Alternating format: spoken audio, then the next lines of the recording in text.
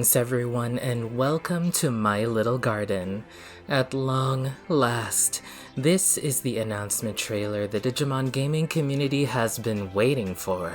It's really no exaggeration to say that this was a long time coming, and there are tons to be excited about. Let's take a closer look to see what we can find out. So, if this is anything like the last story titles, it seems that the plot will take place in two settings, modern-day Japan and the digital world. In the trailer, we can actually see brief glimpses of both worlds. The Japan setting is no surprise. We've seen it before in both Cyber Sleuth and Hacker's Memory.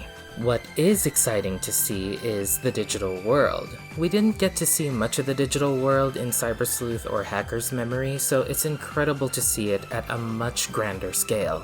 And by the way, I am assuming that Time Stranger will have turn-based battle mechanics, much like Cyber Sleuth and Hacker's Memory. Next, I want to talk about our protagonist. It seems that they're bringing back the option to choose the gender of the protagonist once again. This was the case for Dawn and Dusk, Next Order, and Cyber Sleuth, but oddly not for Hacker's Memory. I think having this option is neat, and as far as we can see, the designs for our protagonists look really good. Going back to the digital world, it looks like we are going to be exploring varying types of environments. There are some gorgeous looking level designs here. Now, something that seems like a stretch, but I'm gonna reach out there anyway, I wonder if the field traits are going to matter in this game. For example, Digimon found in this forest area could be nature spirits, and Digimon found in this water level are deep savers. I think it would be neat if those field types could matter in the game mechanically, somehow. And also, we can ride Digimon now!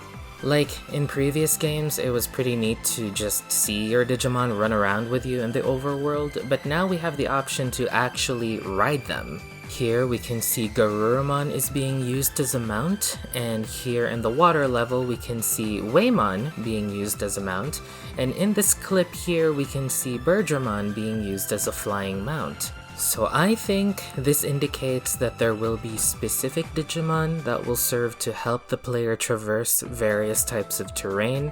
I don't think you can just have any Digimon as a mount. Like, sure, that makes sense for Garurumon, but maybe not so much for Sukamon, you know? And of course, let's talk about the Digimon. Based on what the trailer has shown us, we are definitely going to be welcoming back fan-favorite classics like the Agumon line and Omnimon.